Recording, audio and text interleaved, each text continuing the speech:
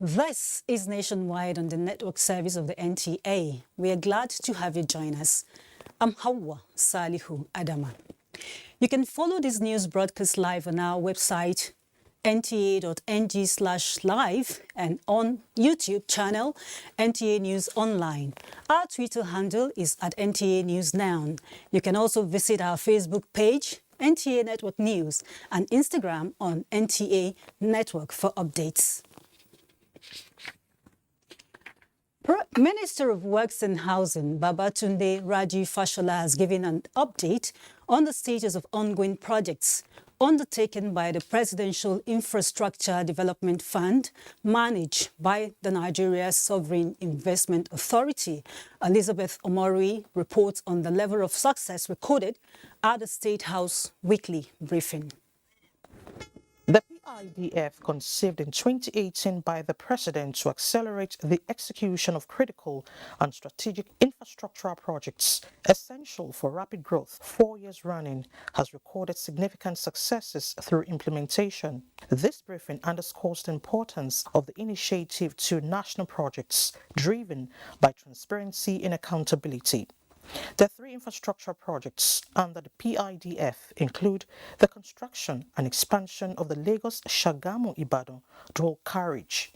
Lagos to Shagamu, JB, 43.6 kilometers is 134 billion, because what we're doing there is that we're expanding the existing route from 2 to 3 lanes on each carriageway. And we're also providing some other services, service lanes. Amount that has been certified is 83%, 57% completion. Just like the Abuja-Kaduna Highway, the Lagos-Ibadan Expressway also has at least 40,000 vehicles using it every day. So this is what we have to manage while we are constructing. The second project is the associated infrastructure for the second Niger Bridge linking Anambra and Delta states with 49 meters. The amount, 206 billion. The amount that has been certified to date is 160 billion, and the percentage level is 91%. The rehabilitation of Abuja-Kaduna-Kano dual carriage, which is the third, the minister hinted, has 41 bridge components over 4 territories: FCT, Kaduna, Niger, and Kano states. This is a 375-kilometer project. It's actually the biggest project in Nigeria. The cost is in the order of 700 billion. The projects so far have generated thousands of direct and indirect jobs, with income trickling across board. In Abuja, Elizabeth Omori, NTA News. To health matters now, a 10-year primary healthcare guideline, standards and regulatory framework to improve healthcare service delivery in Nigeria has been launched at the Primary Healthcare Summit ongoing in Abuja. Vice President Yemi Oshibajo, who launched the document, says the federal government is prioritizing health security and making primary healthcare fully functional in the spirit of achieving universal health coverage. No matter how robust we want a health system to be, it can only be as strong as our primary health system. Because of the preventive focus of primary health care, any investment in healthcare is a wise investment in the social and economic well-being of society. I think it's appropriate that we should reflect on the state of primary healthcare in Nigeria. Revitalizing primary healthcare centers is central to this initiative and is key to Mr. President's health agenda and also the Ministry of Health's effort to reposition PHCs to deliver quality healthcare service, irrespective of the location. At the Nigerian Governors Forum, we remain committed to working with the Federal Ministry of Health, the National Primary Healthcare Development Agency, and our partners to achieve our health goals. The 2022 Primary Healthcare Summit, which has reimagined primary healthcare in Nigeria as theme, aims at galvanizing national and international stakeholders to invest and also collaboratively implement a primary healthcare revitalization strategy for Nigeria. The United Nations and global TB partners are sounding the alarm for increased investment to end tuberculosis and save the lives of thousands of citizens who are suffering and dying from the infectious, deadly but curable disease. This is the highlight of the 2022 World TB Day, which reminds world leaders of the limited time to act on the commitment to end TB. Ifoma Ihoje has to report. Tuberculosis being a potentially serious infectious disease that mainly affects the lungs and sometimes other organs of the body, according to health experts, spread by airborne respiratory droplets. While TB may be asymptomatic, when symptoms occur, they usually include a cough, weight loss, night sweat, and fever. So if a person with TB coughs, sneezes, even talks, the infection can spread. While global efforts to combat TB have saved millions of lives, the theme for 2022 World TB Day, Invest to End TB, Save Lives, conveys the urgent need for more investments to ramp up the fight against TB and achieve the commitment made by global leaders to stop the disease. The government to create awareness and to provide services at the health facility for people to access cure for TB. The End TB campaign also highlights the behavioral change approach to encourage more citizens to take advantage of the available free testing and treatment for tuberculosis. When we do tests and know about it, there is treatment for that. In Akwa Ibom State, for instance, there are over 500 facilities that host TB Direct Observed Treatment centers where free testing and treatment can be easily accessed.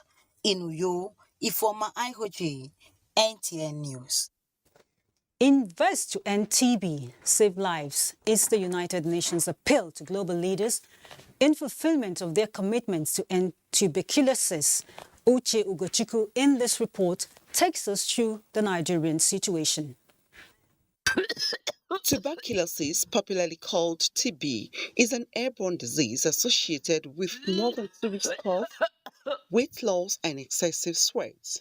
Tuberculosis largely is caused by Mycobacterium tuberculosis.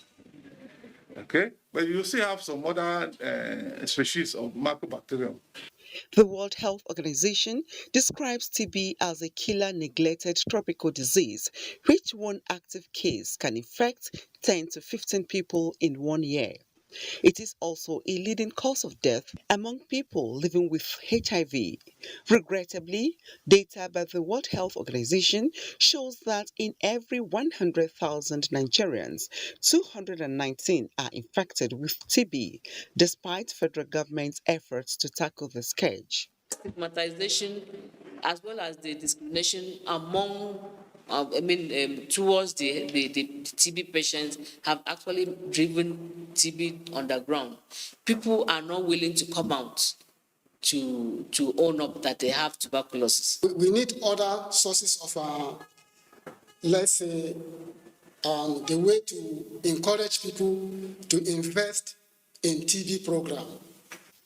A TB survivor, Francis Obong, is a testimony to this stride.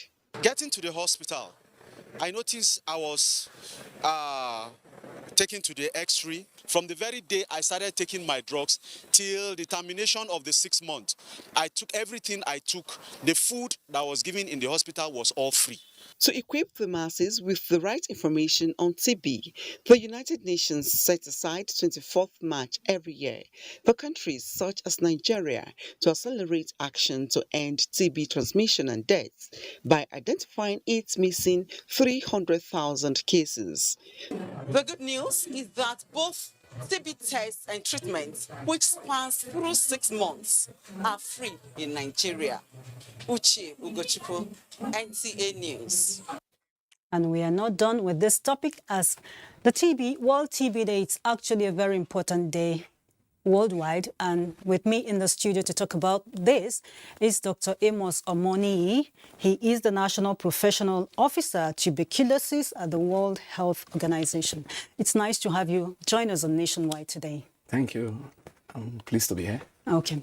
Let's look at the theme for this year, Invest to End TB, Save Lives.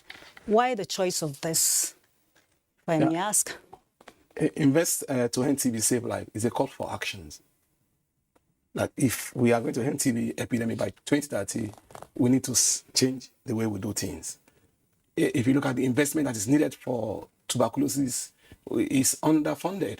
For example, in Nigeria, we were only able to fund 30% of the TB funding in 2021. That's a huge gap in TB funding. So Invest to End TB as a team for this World TB, the Safe Lives, is a call for actions for government at various levels to increase resources allocation to TB so that we can save a lot of life. We can prevent people from dying. TB is a preventable, a curable disease, a preventable disease. It can be prevented. It can be cured when you have it. So we can save life. So it's also a call for actions for various members of the communities, for the medias to be able to disseminate adequate information. It's a call for community members that when you are coughing for 2 or more weeks, please come to the facilities, to the hospitals. The treatment is there. They are free of charge. It's also a call for community, for family members to support their loved one. They should not stigmatize. If you see anybody coughing, losing weight, even coughing out blood, please bring it to the hospital. Treatment is available. Drugs are free. The tests are free. And we'll be able to save that life. Well, so far, would you say you are impressed by the level of a campaign to sensitize people about this availability of free treatment? I would say a lot still needs to be done. Okay, because why I asked that question because we understand that Nigeria has reported an estimated 300,000 missing cases of TB in spite of the efforts that has been done. Why is this so? Okay, if you look at it, for 2021, let me talk about 2021, the country was able to make some progress when you compare from 2020 to 2021. They notify about 207,000 cases out of about 452,000 cases that they have. So which means they are missing about 250,000 cases. And the significant thing about that is that one missed case can infect 10 to 15 people in a year. So if you don't find those cases, they keep on replicating. And like you said, the awareness is not yet there. People are not yet aware.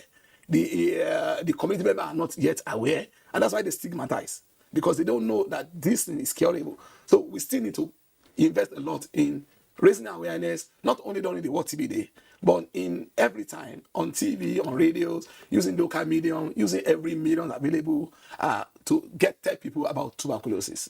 Aside stigma, what would you say is the greatest impediment to people coming out or admitting that they have this and also seeking treatment? Okay, if you look at Nigerian, our lifestyle, cough at times is normal, right? Imagine I cough beside you. What you tell me is, God bless you. Bless you. You ask me, bless you. Sorry. Right? Cough is normal. We see it as a normal infection. It's when they now start coughing out blood, having severe loss of weight. That's when they say, oh, this is not an ordinary cough, right? And we are saying, we are passing information. The right information needs to get to the community. Once you are coughing and the cough is up to 2 weeks, please come to the facilities. Cough is like a sign. There is something underneath that is making you to cough. Whatever the nature of the cough, go testing. Yeah, there's something underneath that's making you to cough. Let's check if it's tuberculosis. We treat you, you'll be okay. Drugs are available and they are friendly, And if you have, for example, family members, if you have somebody who has tuberculosis and has some family members that are staying with him, we have also drugs that can prevent those people from getting tuberculosis. You talked about a call to action. What will be your final word as we mark today and beyond? We all, as a Nigeria, have role to play in any TB epidemic in Nigeria. Let's do our part. Let's raise awareness. Let's give the resources. If you are at the top, give the resources. Play your own part. When you see somebody that is sick, direct it. In the schools, if you see somebody that is sick, direct it to the hospitals. Information. The treatment is there and it's free. All right. Thank you very much, Mr. Amos Omoni of the WHO here in Abuja. Thank you for having me. Thank you. And moving on, Hingino is next in our Lagos Network Center with more reports. It's over to you.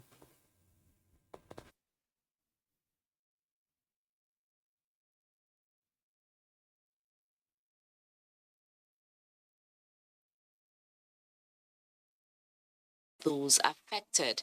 Earlier, I visited those affected. Earlier, I visited those affected.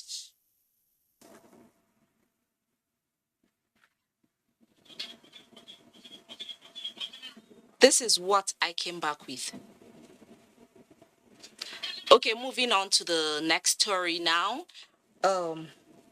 Nigeria is steadily taking ownership of efforts in the survey and charting of its indigenous waters as NNS Lano, the nation's first ever purposeful built offshore survey vessel, sails on its maiden hydrographic survey mission.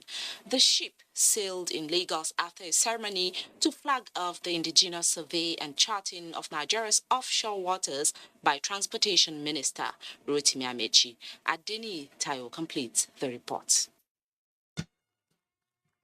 Minister of Transportation Rotimi Amechi, joined by Chief of the Naval Staff Vice Admiral Awal Gambo and other dignitaries, flagging off Nigerian Navy survey vessel NNS Lano and wishing her fair wind as she sails on her first hydrographic mission. On cue, the ship cast off, heading out to survey approaches to Lagos from the nation's international waters. The mission, the minister notes, is symbolic for a nation like Nigeria, which has 84,000 nautical square miles of coastal and offshore waters, with 85% of its imports done through the maritime domain. It is also expected that at the end of this survey and charting campaign, up-to-date indigenous nautical products will be available to facilitate smooth takeoff of the new deep sea ports that are under construction. This event is coming at a time the nation is committed to the sustainable development of its blue economy. The Nigerian Navy is poised to support the federal government in realizing this economic objective. While noting that Nigeria joined the League of Chart Constructing Nations in 2019, using local boats and survey equipment, the hydrographer of the Nigerian Navy described the systematic survey as a huge step forward. The Nigerian Navy Hydrographic Office identified approaches to Lagos as the most critical area to be surveyed by Lana at the end of this ceremony. She would, however, only perform that role by being constantly at sea, collecting relevant data, hydrographic and oceanographic data with which to chart our water. Already, focal agencies in the maritime sector are waiting on the wing to leverage both navigational and non-navigational data from the vessel's mission. There will be collaboration between NPA and Nigerian Navy. We also send our hydrographers to Nigerian Navy for on-the-job training. Commissioned as a naval asset on December 9, 2021, NNS Lano, ahead of its inaugural hydrographic mission, commenced preliminary survey operations to calibrate its equipment and train its crew in January 2022. In Lagos, Adeni Taiwo, NTA News. Now back to the story on the fire that gutted the market under Pombo Bridge. I went to the scene earlier and I came back with this. This is what is left of the market. Scavengers raking through the rubble, gathering remnants from what once made this place a hot spot for buying and selling of baking materials. The traders here are counting their losses in millions of naira. They are devastated by the impact of the fire. I tried talking to some of them, but none is willing to respond. They are becoming aggressive. Some boys are even threatening to break our camera if we don't leave immediately. I had to look for a safe place to do this piece to camp. So my crew and I are leaving now. From the market, I headed to the bridge to see the effect of the fire. It is enormous. Cars are being diverted to avoid pressure on the section of the bridge. This is causing a heavy traffic, and some passengers have to complete their trip on foot. Commercial motorcycle riders are making brisk business as a result of the traffic. The traffic is too much. Since yesterday now, the motos sleep on the road because of this thing.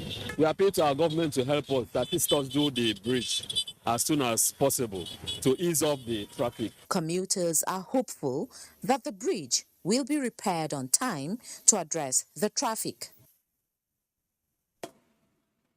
We apologize for the mix-up earlier, but do not forget to follow this news broadcast live on our website at nta.ng/live and on YouTube at NTA News Online. You can also visit our Facebook page at NTA Network News, Twitter handle at NTA News Now, and on Instagram at NTA Network for updates.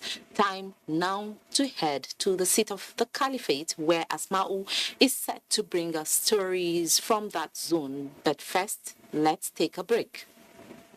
The All Progressives Congress Pre-Convention Conference holds on Friday, March 25th, 2020 at the Shehu Musa Yadwa Center, Abuja by 9 a.m. The conference with the theme Consolidating Democratic Change, Scorecard, Impact, and the Road Ahead shall have in attendance leaders of the APC, party faithfuls, and the media. Chairman, Professor Babagana Umara Zulum, Governor, Borno State. Co-chair, Dr. Kayode Fayemi, Governor, Ekiti State. Pre-Convention Policy Committee, Announcer. All the thrills and all the action on Nigeria's biggest dance reality show. Glow Battle of the Year is on NTA every Sunday from 8 p.m. to 9 p.m. Better, tonight and stronger, we are ABC. The unity of the party is being strengthened by the day, and I am very comfortable because being chairman of the convention committee, I can see all the support from the governors. So we're making very good progress, and we're looking forward to the convention on Saturday. The unity is key to this convention, and we are all united. We are one family. We are going to work together for the success of this convention. You know, APC is a solid, united family. As you can see, we are united as governors and as members of APC. The APC National Convention, stronger and more united for a greater Nigeria. Join us on Saturday, 26 March 2022 at the Eagle Square, Abuja. The APC welcomes you. Candidates who are interested in gaining admission into NTA Television College Jos for the 2021-2022 two-year National Innovation Diploma Program are to apply for admission through the Joint Admissions and Matriculation Board, JAM. The courses available for application include film and television production, broadcast journalism, and television engineering technology. Such candidates must have a minimum of 5 O-level credits in relevant subjects including English language and mathematics. For more information, please contact NTA Television College, Jos, or the marketing department of any NTA station nationwide. Registrar, Announcer. APC, united and stronger, working for a better Nigeria. APC. We've had our own fair share of differences of opinion, of contention, of debates, of robust arguments, but these are all geared towards building a much stronger entity, a much stronger party. There is nothing that is greater than the unity of APC, because APC remains the hope of this country.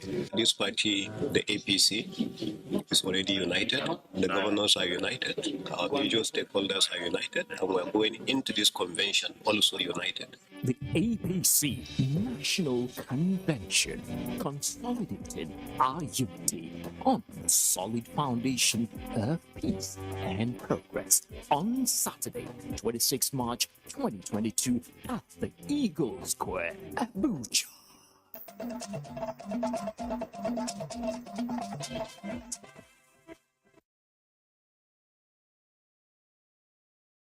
Welcome to Sokoto and Nationwide. The federal government, in collaboration with Sokoto state government, has sensitized stakeholders of the At-Risk Children project with a view to equipping them with the rudiments of identifying challenges and solutions towards making vulnerable children self-reliant. The event was declared open by the Special Advisor to the President on Social Interventions, Mariam Uwais, in Sokoto. Sheikh Muhammad Detti reports.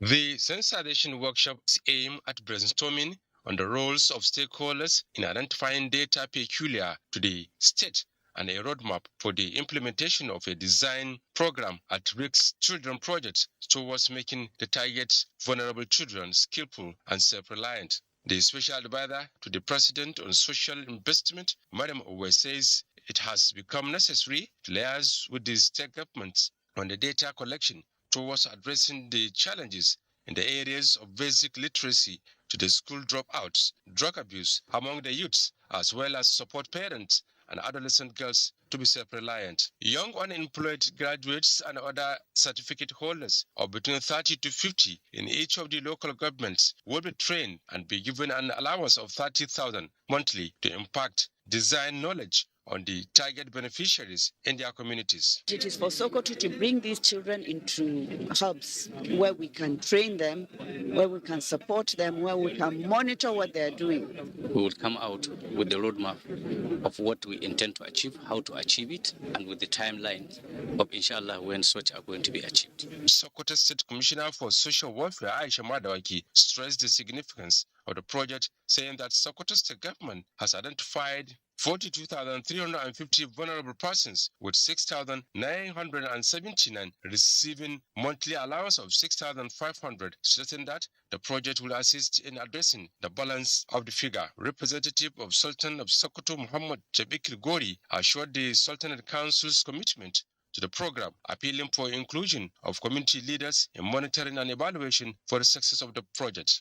The project is expected to end in May 2023 with hope of sustainability. In Sokoto, Sheikh Muhammad Detti, NTA News. Zamfara State government has donated 5 brand new Hilux vehicles to the authorities of Niger Republic to enhance the fight against transborder crimes.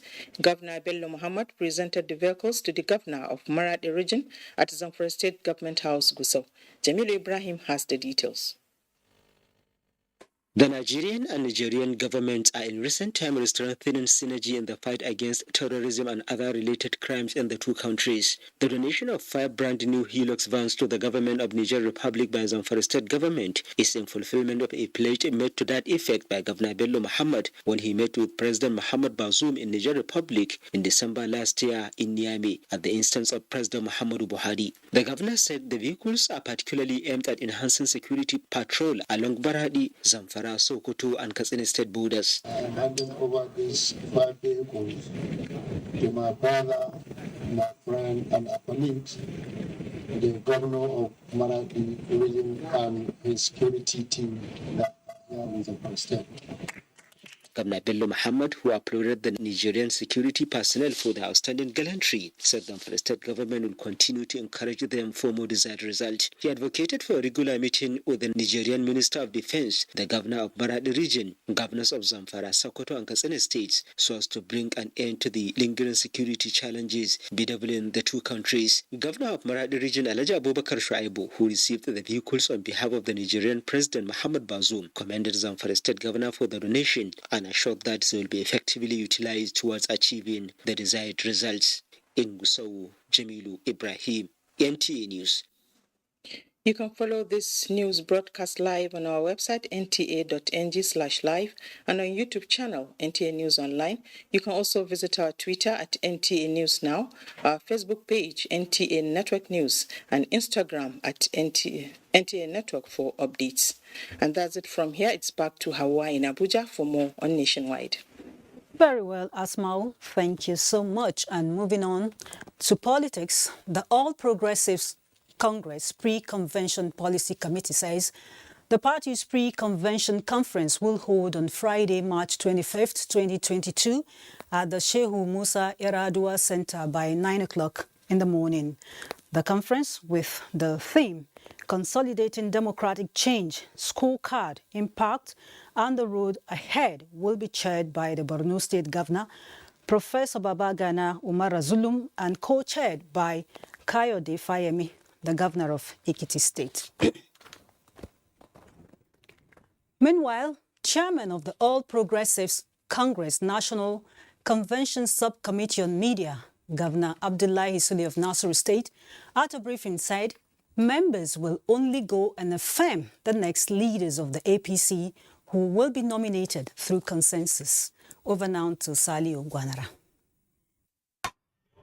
Governor Abdullahi Sule said latest engagement by stakeholders of the party is in line with the tradition of APC geared towards consensus arrangements in order to promote unity, entrench progressive tendencies, and sustain APC legacies beyond 2023. Adherence to the provision in the Electoral Act, as well as rules of the Independent National Electoral Commission, he said, are guiding principles in their dealings.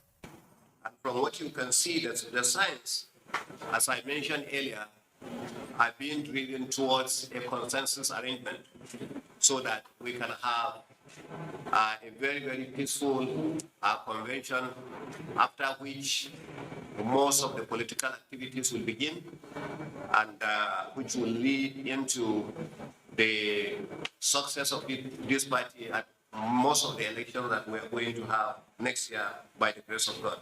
The media committee gave assurances that arrangements are in top gear ahead of the forthcoming national convention that will signify unity amongst members. From the APC National Secretariat in Abuja, Saliu Gwanara, NTA News. Supporters of Nigeria's Vice President, Professor Yemi Osinbajo, are still pushing for him to join the 2023 presidential race, hyping his intellect and vast experience in coordinating Nigeria's economic recovery as an edge over other aspirants. Some of the supporters who came together under a national coalition group staged an Osinbajo-run road work in Abuja to persuade the vice president. Joseph Hussein has that.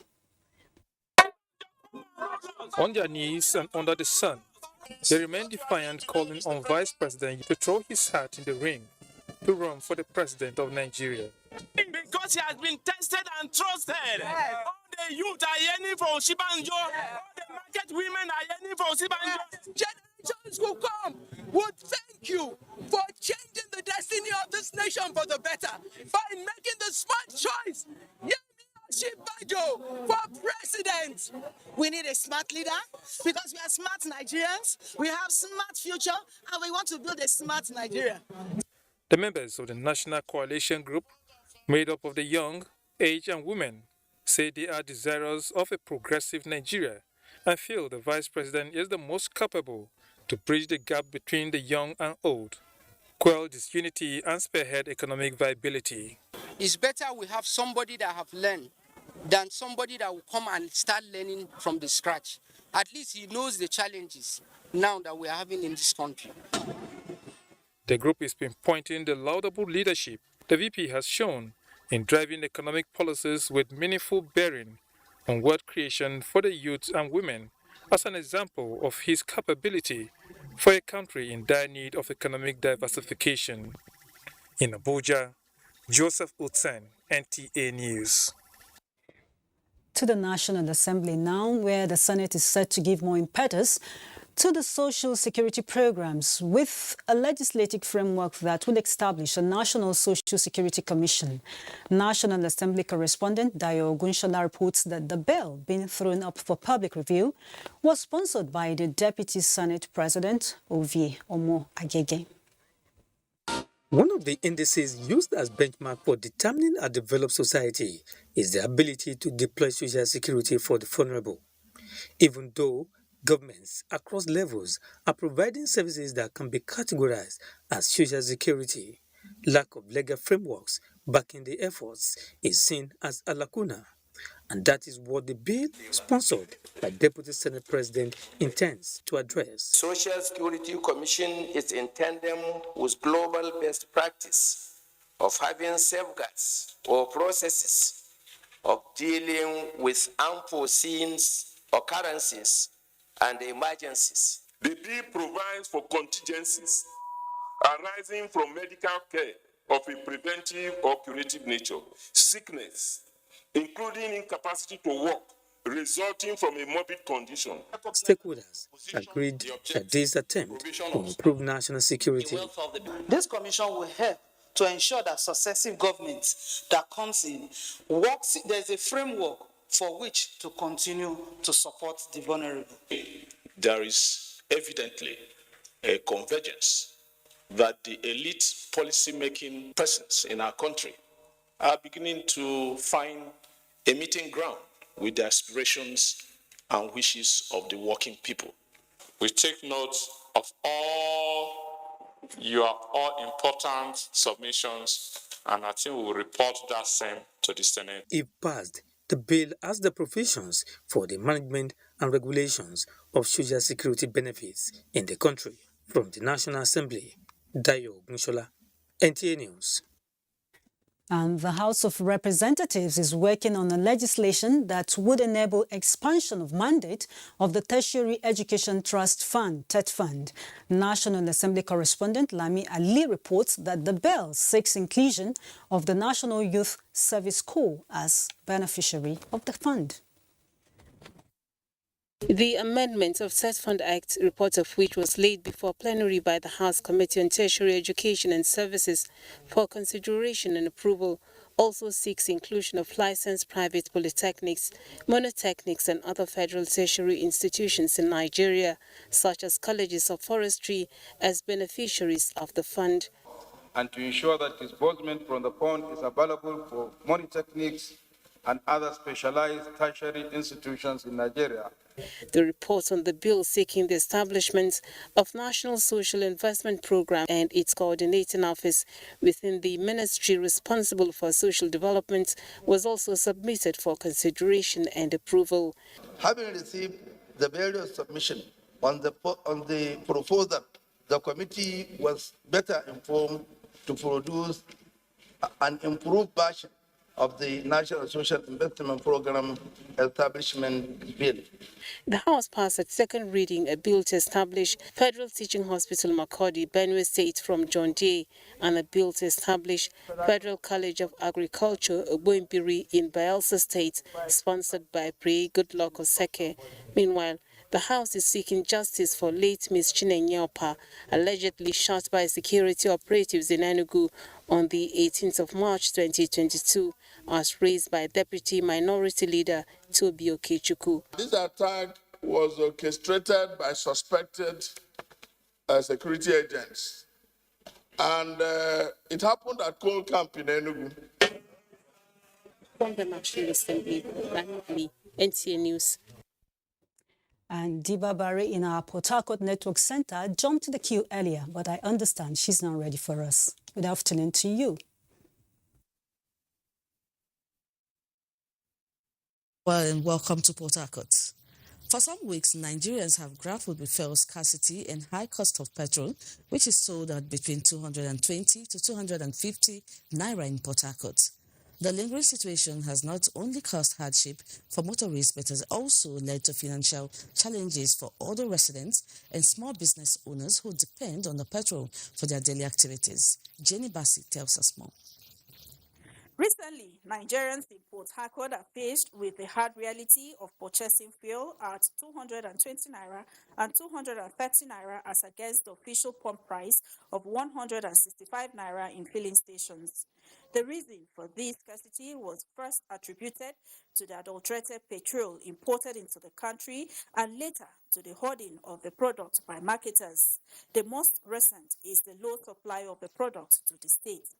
They have actually brought new product, but it is not serving it's not enough to serve the masses. That's the current problem. That is why you see an NPC will say today, tomorrow they are not selling, because they don't have it. If they have it, if there is enough product, all stations will be open. If you go to depot, you will discover that they are getting it at higher price to sell, and it's not everybody that will afford to buy at that price. Some are afraid of buying it tomorrow. Now price will fall and they will run loss. The high cost of fuel has resulted to increase in transportation fare as well as high in prices of food items, a situation residents describe as unfortunate and appeal to government to set up a monitoring committee to check the activities of marketers. When there was scarcity, I believe it's somehow better when others are selling 190, 200. But now it looks as if the fuel is available. It's on the high side. Some are selling 220 naira, some are even selling 230. This is so unfortunate. And government has been promising us that the price will come down, They are instituting a monitoring group to ensure that we buy at official price. But we have seen that the official price is now 220. 2 days, I go for here now. They say the 220, so me I no fit buy. Port Harcourt residents are therefore hopeful that in no distant time, the situation will be abated. In Port Harcourt, Jenny Bassi, NTA News. The IGP Task Force on Petroleum and Illegal Oil Bunkering has arrested 21 suspected oil thieves and seized 31 vehicles conveying various quantities of adulterated petroleum products in Rivers State. Parading the suspects in Port Harcourt, Acting First Public Relations Officer Olumuyiwa Adejobi says investigation is ongoing towards prosecution of suspects. Robinson Jataide has the details. Loss of petroleum resources and the attendant environmental pollution arising from illegal oil bunkering led to the setting up of the IGP Task Force on Petroleum and Illegal Oil Bunkering. This is to help complement other security agencies in the fight against economic sabotage in the Niger Delta region. Those illegally refined petroleum products hidden under noodles and fertilizers could not escape the eagle eyes of the task force in the last 6 months in Rivers State. 20 trucks and 13 other vehicles conveying over 150,000 liters of petroleum products were confiscated by the task force. The IGP is seizing this opportunity to retrain commitment towards fighting all forms of criminality, including the protection of government and public critical assets, in order to curb economic sabotage and restore a healthy environment back to this country. The police spokesman says 29 suspects are also undergoing interrogation and will be arraigned in court, while warning oil thieves to either repent or face the wrath of the law. The police urge the public to continue to believe in the force and furnish it with credible information that will lead to the arrest and prosecution of oil thieves. In Port Harcourt, Robinson Derateide, NTA News. And that does it from Port Harcourt. The news will continue in Kaduna with Salamatu right after the break. Good evening. The All Progressives Congress Pre-Convention Conference holds on Friday, March 25th, 2020 at the Shehu Musa Yadwa Center, Abuja by 9 a.m. The conference with the theme Consolidating Democratic Change, Scorecard, Impact, and the Road Ahead shall have in attendance leaders of the APC, party faithfuls, and the media. Chairman, Professor Babagana Umara Zulum, Governor, Borno State. Co-chair, Dr. Kayode Fayemi, Governor, Ekiti State. Pre-Convention Policy Committee, Announcer.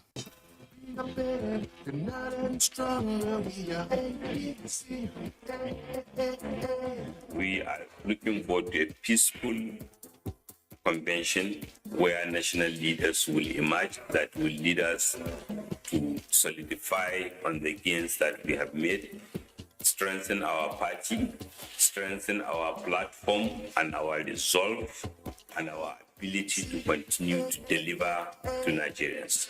We are working very hard round the clock to ensure that we deliver the National Convention on the 26th of March 2022. We are already putting all the arrangements to ensure a very smooth convention. We're going to this convention stronger than ever before, and we shall come out like a diamond. The APC National Convention, stronger and more united for a greater Nigeria. Join us on Saturday, 26th March 2022 at the Eagle Square, Abuja. The Nigerian aviation sector is rapidly growing with the construction of new international airport terminals in several regions of the country. The new Murtala Mohammed International Airport has an estimated passenger increase of 30 million annually and 15 million for Nnamdi Azikiwe International Airport, Abuja. Malam Aminu Kano International Airport is also expected to open new frontiers for the region with more travel capacity for the annual Hajj, while the new Akanu Ibiam International Airport, Enugu, avails more business opportunities connecting the industrial cities in the region to the world. These new terminals beat world-class standards with enabling infrastructure that aid air travel, tourism, and the eventual growth of the country's GDP. Open up commerce and, of course, link us to international societies. People from international community will come here to do business, and then that will bring in more revenue to the state. Now, distances can be seamlessly covered as Nigeria keeps raising its bar to suit global infrastructure standards. The APC welcomes you. We are better, not and stronger. We are APC. All the governors are committed to delivering the convention at 26 successfully. The governors are united. They are committed to having the convention and supporting the party beyond the convention to ensure that we will win our elections. The most important thing that we are doing is to reposition the party to a greater height without compromising national interest. The APC National Convention, stronger and more united for a greater Nigeria.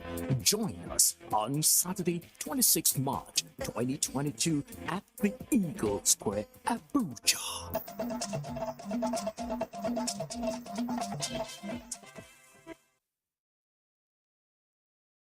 Wide on NTA, and thanks for joining us here in Kaduna.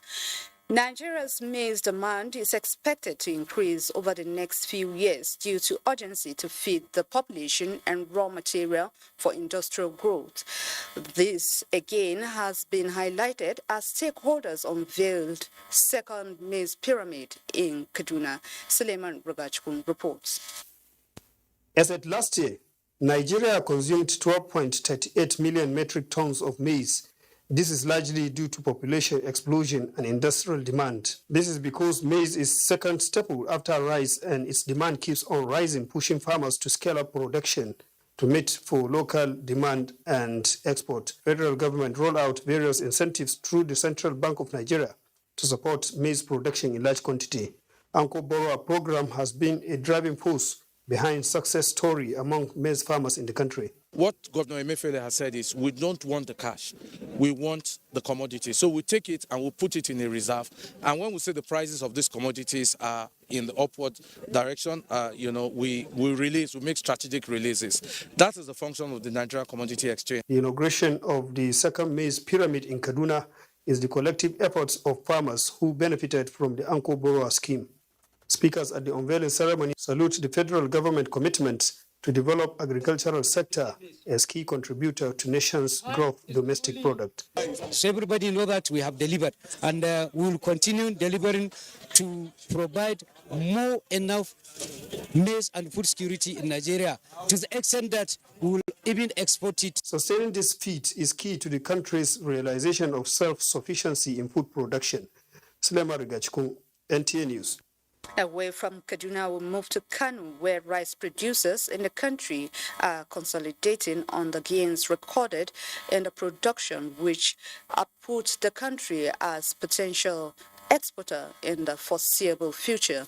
Minister of Agriculture and Rural Development, Mohammed Mahmoud, said this in a message at a capacity building workshop and training of young rice farmers from the states of Northwest in Kano. Amin Umar reports. Rice farming in Nigeria is continuously recording success with annual increase of 5%. Despite the annual growth, there is still a gap of more than 1 million tons per annum. With both land and human capital, experts believe if Nigeria can build the capacity of its farmers, bridging the gap is possible. Adida Saad, a rice farmer from Kaduna State who is in Kano to receive the training, on best agricultural practices organized for youth farmers from Northwest cannot wait to see the rainy season.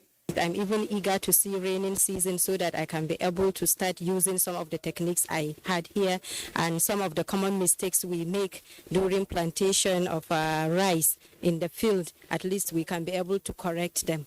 Minister of Agriculture and Rural Development, Mahmoud Mohammed, represented, says with proliferation of rice mills in Nigeria because of federal government's renewed commitment on rice farming, the ministry is building the capacity of youth farmers to produce more improved seeds required for farmers to sufficiently produce for the companies and the country to achieve the net exporting status. Right now, West African countries are approaching Nigeria, especially using the Anchor Borrowers program to borrow a leaf from what we are doing so they can also improve their production. The trainees who are to step down the training at their respective states were presented with starter packs.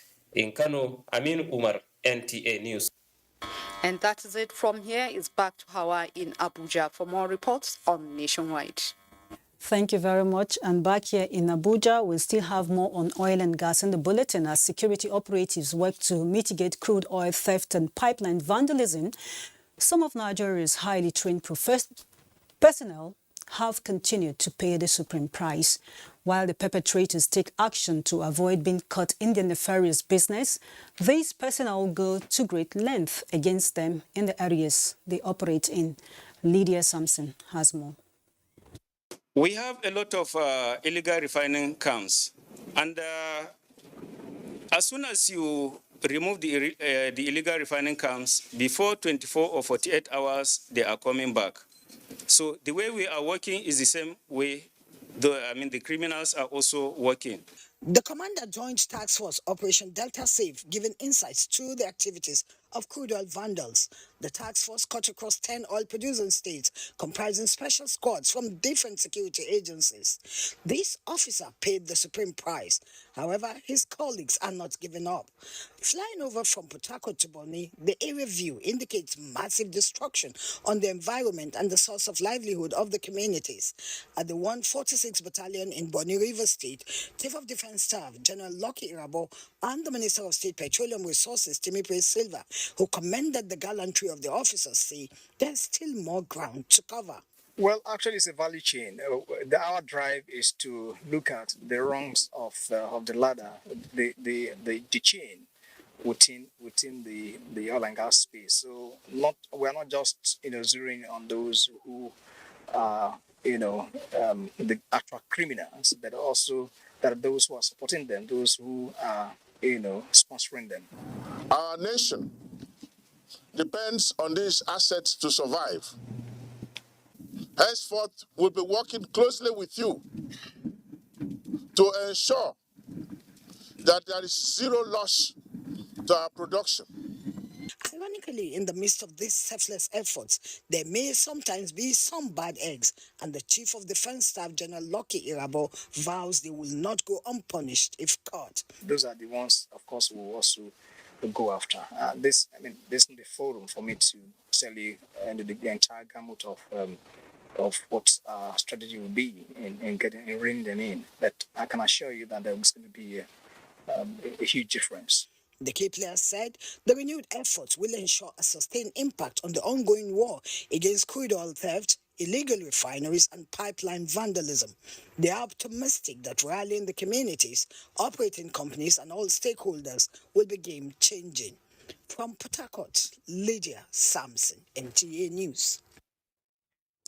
Meanwhile, the volume of crude oil being stolen on a daily basis through the operations of illegal crude oil refineries in Nigeria is not only depleting Nigeria's production capacity, but also has massive negative impact on the environment.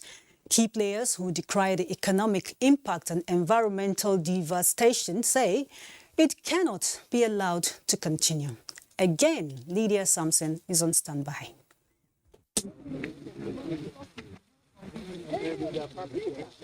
Crude oil theft is often considered a massive economic sabotage. And as you can see right beside me here, this massive waste in the middle of Iba community in Port Harcourt, where illegal refining of crude oil is taking place, but abandoned. Iba community is about an hour's drive from Port Harcourt. Ironically, it is notorious for crude oil theft, which Kiplesi is the biggest challenge bedeviling the oil and gas industry. It is in the light of these that President Muhammadu Buhari had directed that it be tackled once and for all. The combined strategic approach by industry players with security operatives is expected to turn around the narrative. We cannot allow this to continue. Something has to be done. Apart from the toll it's taking on the oil industry, the toll that it is also taking on our environment. The environment that is to sustain our people is too much. Government cannot bear it. So this problem must be brought to an end.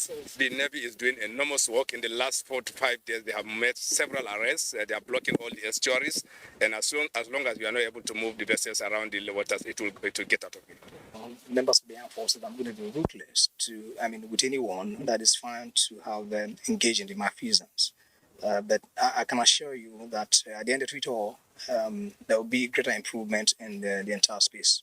If any Nigerian wants to participate in upstream activities, they could come to the regulatory body and the activities will be guided by the existing regulation. They are optimistic that the renewed onslaught will leave no stone unturned in taking the war to the doorsteps of illegal crude oil thieves and refineries. From Port Harcourt, Lydia Samson, NTA News. Thanks, Lydia. President Muhammadu Buhari condoles with President Joe Biden of the United States of America, the Albright family, and the global diplomatic community on the passage of the first female United States Secretary of State, Madeleine Albright, who helped shape and steer Western foreign policy after the Cold War. The president has pleasant memories of this meeting with the international diplomat at Washington, D.C. in 2015, recalling the warmth and know-how of a woman who excelled in a tough hitherto considered the exclusive preserve of men, recounting the exploits of the woman who first served as U.S. ambassador to the UN under President Bill Clinton and later as Secretary of State.